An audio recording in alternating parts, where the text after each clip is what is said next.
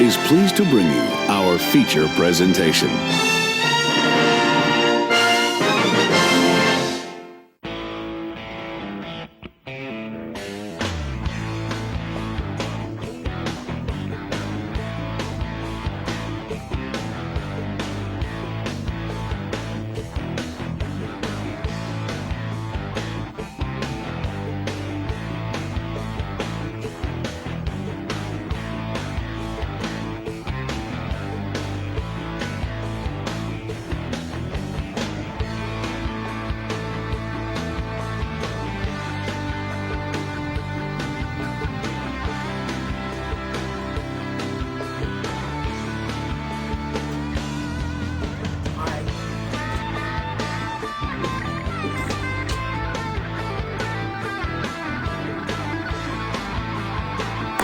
So, I know there's a lot of unhappy people of what we saw in today's, season finale in the NASCAR Winston Cup Series being the Checker Auto Parts 500, and 75% of it I could totally understand considering, Phoenix is just not the right place for the championship race. Although next year I'm only giving it one more chance with it potentially being the last year because my father, Ed Oliveras, want to go subscribe to him, link in the description. He just retired on Halloween. I think it was a week ago, less than over a week or two ago. Link in the description. We will be going to this exact same race next year before they move it away to back to Homestead or wherever else they want to put it. So therefore, the champion has been decided. The season has ended. So Logano, aka wannabe Ward Burton, is your 2024 Winston Cup champion and is a 3-time champion. I know a lot of you don't like hearing that, and I can understand that. I'm not going to hold that against you because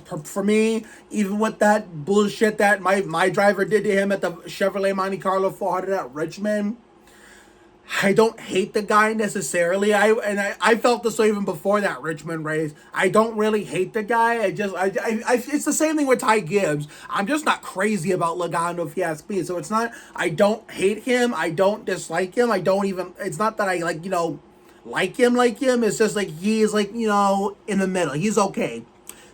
I can see why a lot of people don't like him, let alone can't stand him. So, therefore, why don't we go over this championship race and see why everybody's all frustrated and shit. You have to take this shit off because holy fuck, it's hot in here.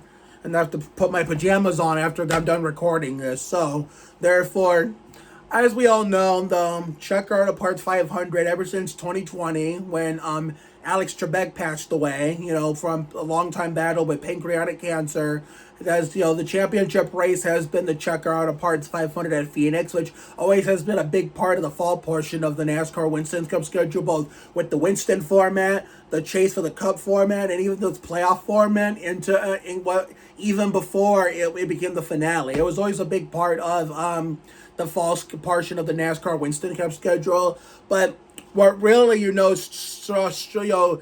kind of rubbed me the wrong way to begin with as to why this track isn't cut for the finale, despite the fact me and my dad are being generous by going next year, is because in the fall of 2018, they fucking mirrored the damn thing. What used to be the front straightaway is now the back straightaway. What used to be turns 1 and 2 is now 3 and 4. What used to be the back straightaway is now the front straightaway. What used to be 3 and 4 is now 1 and 2. It's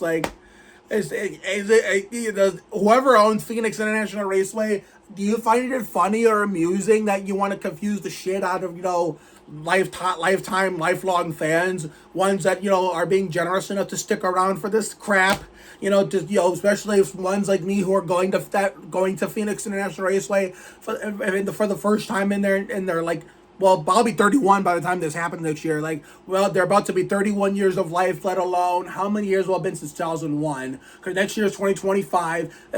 It'll be my first time in 24 years as a NASCAR fan going to Phoenix, whether it be for the Checker Auto Parts or Subway Fresh Fit 500, which we all know we ain't tuning into that because we have our little winter finale content to record that same weekend when we're saying goodbye to season 4 of Winter Wonderland and telling winter as a whole about the cold weather in general to get the fuck out of here, which I'll address more of that towards the end of the video, but it's going to be more confusing in person when I go.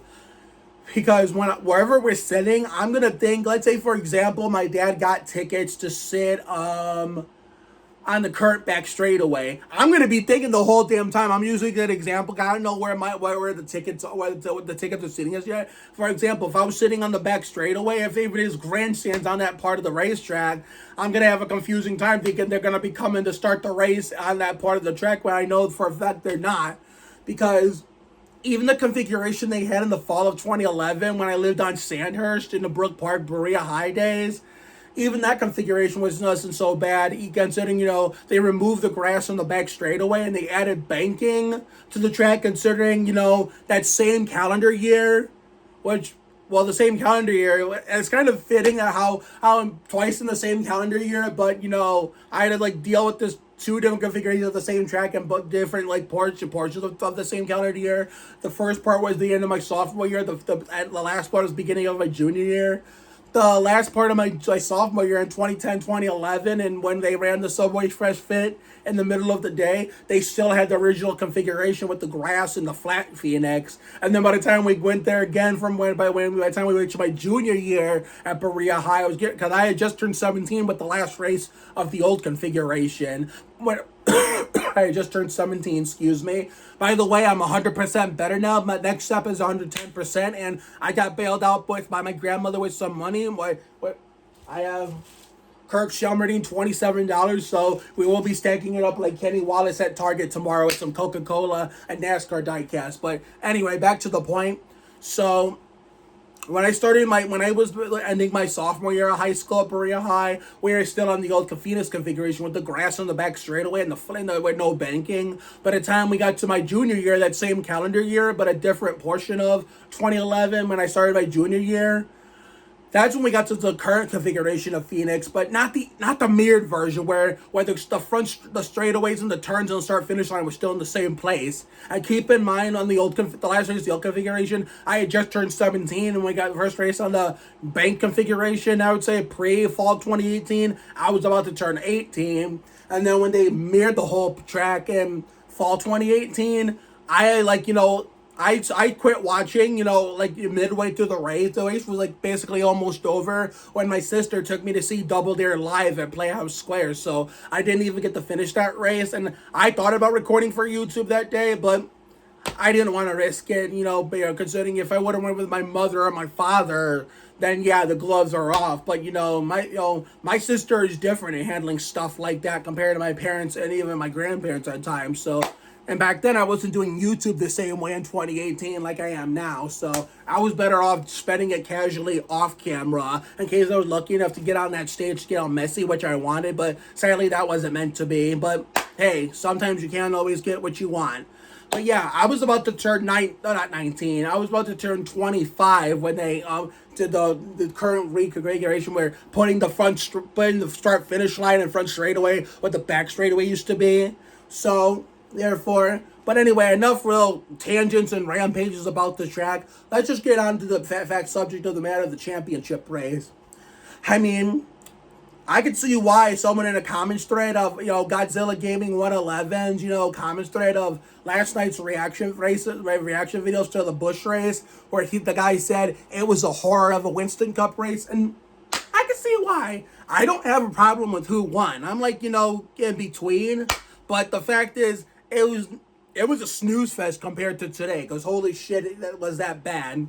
The racing product, it doesn't even feel like a championship race yet. Almost every year we've had this, it never felt like championship race in terms of the vibe of the atmosphere.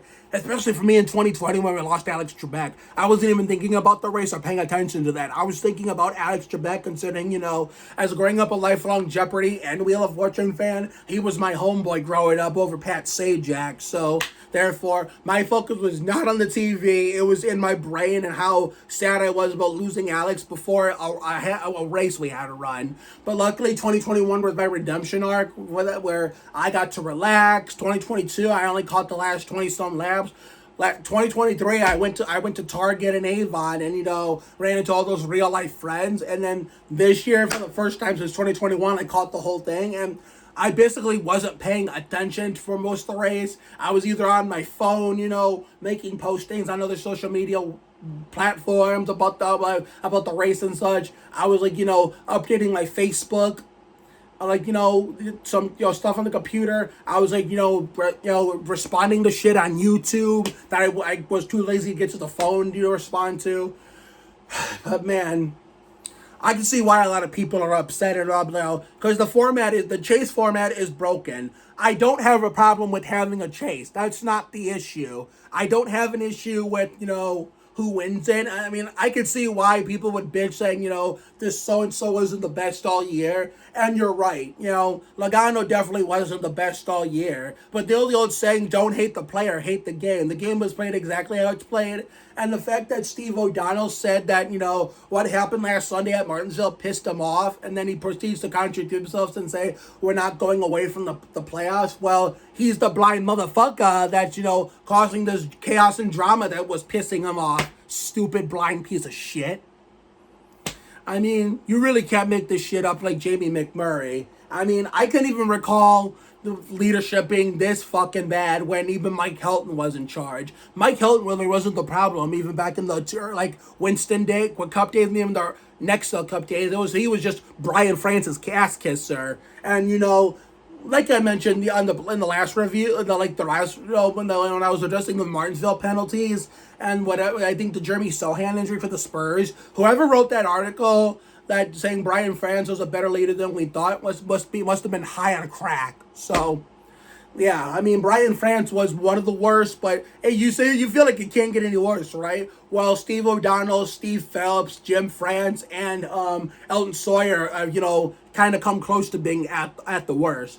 Considering what makes it even worse is Elton Sawyer was a sorry excuse of a Busch Series driver, and I've been seeing him in more interviews, addressing all these, manufactured drama and what all these bad calls they miss in the sport more than I ever seen him in driver interviews on it when he was in the Busch Series number 98 car. So yeah, I mean, I don't mind having a chase, considering, I know as damn well as a sucker for the Winston Cup early 2000s era, that the Winston Cup format ain't coming back. I would be nice as much, I would like that as much as the next guy. I wish for that to come back, but at the same time, I know for a fact that isn't. If you're gonna have a chase, get rid of the win and you're in stipulation. I mean, you can have reward stage points after every stage, but get rid of the stage cautions for fuck's sake. I mean, bring back the 5 bonus points for leading a lap and, the extra 5 for leading the most laps. I mean, what I'm saying is you could keep some of the new school elements, but, bring back some of the old school elements mixed in with it so it's more of a fair game, and then make it to where it's about consistency, where it's more prestigious to get in.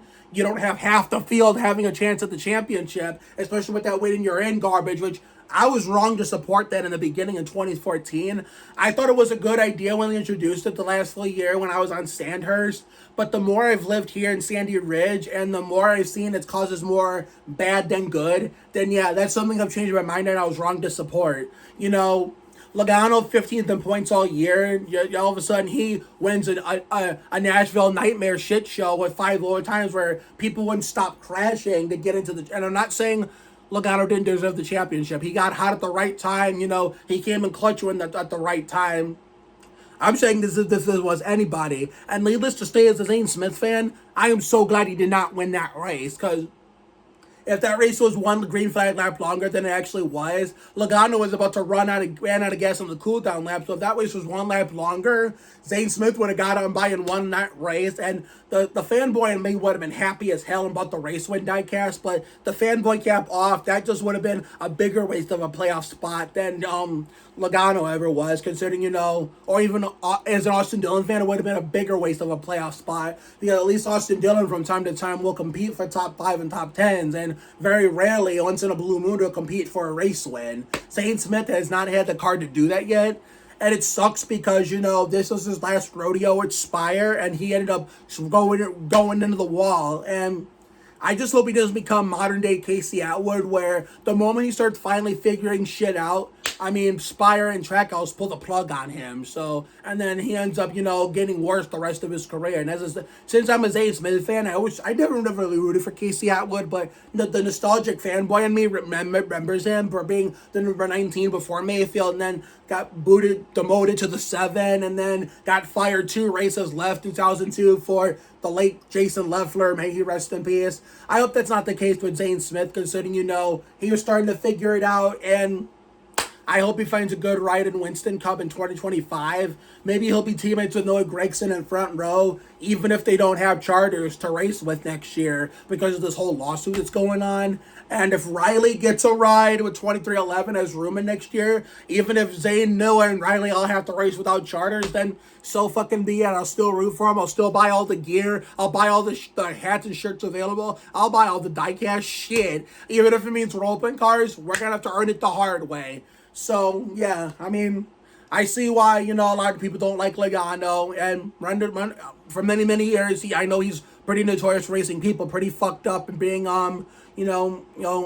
his attitude and whatnot. I can't find the proper word to describe it. I just don't want to find the wrong one that'll get me in trouble with a lot of people and have me canceled by the internet. So I can see why the reason why many reasons why people don't like him is 100% valid, relevant, and totally understandable. So, but he's never really bothered me into a capacity until the Richmond incident as an Austin Dillon fan. But the fanboy cap off, I'm just not crazy about him. The fanboy in me didn't like the way he called him out and everything. But at the end of the day, he was right to call him out, because even though, to be fair, remember, Austin was 2 laps away from winning that race on speed, legit straight up, straight up legitimately on speed, until Ricky Stenhouse Jr. decided to be a good time to become Ricky Stenhouse Jr. And then that playoff manufacturer drama NASCAR, promotes, for drivers, to, be desperate to get wins. They had Austin play that game, and he played the game, and then they punish him. I mean, yeah, that was the right punishment, but at the same time, realistically, NASCAR, you're gonna, promote this shit for drivers to, do dirty driving and do whatever it takes to win these races. They actually do what you tell them, where you tell them to do it without telling them to do it, and then you throw the book at them, or best a slap on the wrist. I mean, come on, be better than that. But I'll end this by saying, I'm not really talking much about the race, honest to God. I'm just talking about, final thoughts of the season. I get why a lot of people are leaving NASCAR, and as fans, stepping away from the sport altogether, or just going to watch it on a part-time basis. I get it, because I was gone for a whole year last year in 2023, minus 2 races. But then when my birthday came this year, when I turned Jeff Green 30 years of age, and, my birthday walk-off didn't go so well, and Christina Moses from ABC's Million Little Things video called me, considering we were supposed to talk on Instagram video call on my birthday, but she got, clogged up. She got clogged up with a lot of other stuff on her plate, where she had to move it to the next day after my birthday. I was sleeping right here, and my phone goes off. I was going to sleep in for most of the day and probably not watch that truck race. But then when I got up, when I saw who was calling me, I immediately got up, answered the phone, and I was talking away, and I was wide awake. And let me ask you the question of the day. Answer this in the comments. If you were trying to sleep in, and you were someone like me who was into this stuff with the shows, or wanted to become fans of these people from these shows, but also want to be friends with them on social media, let alone be lucky enough to meet them in person. If they video called you on Instagram, let alone Messenger, or were lucky enough for them to have your number, and they FaceTime you while you were sleeping, even if you're in the middle of a good dream and you woke up just to answer and talk to them, would that motivate you to want to not only get up, but also stay up the rest of the day until it was time to go to bed at the end of that day? Answer them the question below, because that sure as hell motivated me to stay up the rest of the day when Christina Moses from ABC's Million Little Things video called me for my birthday. So that first race I watched since 2022 that I was excited for was the Florida Dodge Dealers 250, and I had fun with it, even though that was a caution-filled mess. I mean, considering, I've been seeing all my friends post their passion for NFL football, as in my real life friends here in Ohio, all over Facebook, kind of was slowly but surely lighting a fire underneath me as, season 3 of Adventures in Autumn carried on, going into season 3 of Winter Wonderland, and then the first part of season 3 of Winter Wonderland, but then we got to the second half when it was time for me to turn 30. That's what urged me to watch NASCAR again on a part-time basis, and as much as I've gotten pissed off or fed up or frustrated or angry with the sport, with all the bullshit that they've served us on like the shit on a plate, I get it. It's frustrating. It's so overwhelming for a lot of people, to deal with the ramifications of the not being the once great sport it was back in the late 90s, early 2000s. But guess what? I agree, 100% agree. But I love this sport too much to quit watching it all together. I do watch part-time. I don't watch full-time no more. But part-time is better than no time at all. And at the end of the day, part-time or full-time, watching it is watching it. I will stick around for the sport and continue to watch it next year and beyond until the sport is dead. It's the sport itself is dead, or I'm dead myself. Whichever comes first. I mean, Austin pitting randomly in towards the was it end of stage 2 or early beginning of stage 3? I don't fucking remember, but that just summed up our season since the Daytona 500. We got caught up in that first accident. And as a Nemechek fan, bring on 2025 already, because he has had this season from hell. 2 possible race wins get away, the Aaron's 499 and the Brickyard 400. Man, I am ready for Nemechek to have a better 2025. And Noah Gragson, you better fight. I hope, this transition to front row with the whole lawsuit goes well for you, and that it's like you can never catch a break no matter where you go. I hope this misfortune turns around for you soon, buddy. And Daniel Hemrick might be going back to the Craftsman Truck Series to drive the number 19 truck. We'll just have to wait and see. Zane Smith, I don't know.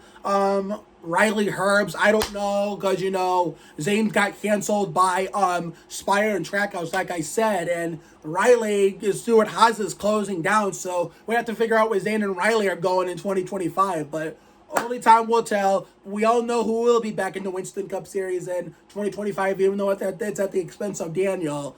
Ty Dillon renumbered the car from 31 to 10. So now until we get to 2025 Daytona 500. Now let's focus on the San Antonio Spurs for my 28th season, the last of season 4 of Adventures in Autumn, the not just the first part of season 4 Winter Wonderland, all of season 4 Winter Wonderland, including when NASCAR comes back in 2025. But for now, we'll circle back to that and cross that bridge whenever we get there. But I want to focus on Christmas first. On December, come the first part of Winter Wonderland, come December 1st, which is going to be our 4th season. And I want to focus on finishing season 4 of Adventures in Autumn with a potential Sandy Ridge walk-off with either, if not this week, it has to be next week. Otherwise, guess what? We'll go straight to Thanksgiving right after and do our little Thanksgiving festivities, which is not going to be a 2-week celebration this year like it would have been last year had our health not acted up. But it's going to be a 2-in-1. There's going to be 2 days in 1 week. So we got next week. This week. I think next week, I believe. Let me check the calendar. So we got all of this week and all of next week as our 2 final chances at a potential Sandy Ridge walk-off, or at least one last nice day for the road. But if we don't get it, then guess what? The week after that, it's straight to Thanksgiving with my father's family, the Oliverases, on Thanksgiving Day the 28th, and then the 30th, a Friendsgiving with Maeve Walsh, which won't be hers. This time it'll be one being run by one of her friends. And then in the middle, we're going to hopefully have a fall epilogue. We had a fall finale last year when we had a Target run. We were finally starting to get the first bit of snow. Now this year, we're going to do a fall epilogue. So only time will tell. Maybe it'll be a haircut collab with Cousin Kenny. I don't know. We're just going to have to figure it out and get creative. But I need to get the fuck off this thing so I can put this, edit it, upload this, and get something to drink after a lot of talking, a lot of what's the word? A lot of Rambling. That was the word I was looking for. A lot of rambling and, a really good Applebee's dinner. So have a good night tonight and a better day tomorrow. Take care, everyone. Good night. And congratulations, I guess, to the wannabe what button, Joey Logano winning his third NASCAR Winston Cup Series championship. And to those who are actually being nice enough to come back or just loving the sport too much like me to go away altogether, especially like people like Eric Estep. I will see you guys in February 2025 when we, celebrate my Robby Gordon 31st birthday at the Daytona 500. See you later, everyone. This copyrighted telecast may not be reproduced, retransmitted, or used in any form without the authorized written consent of NASCAR Broadcasting. NASCAR would like to thank all of our fans for your support, and we hope you enjoyed today's broadcast.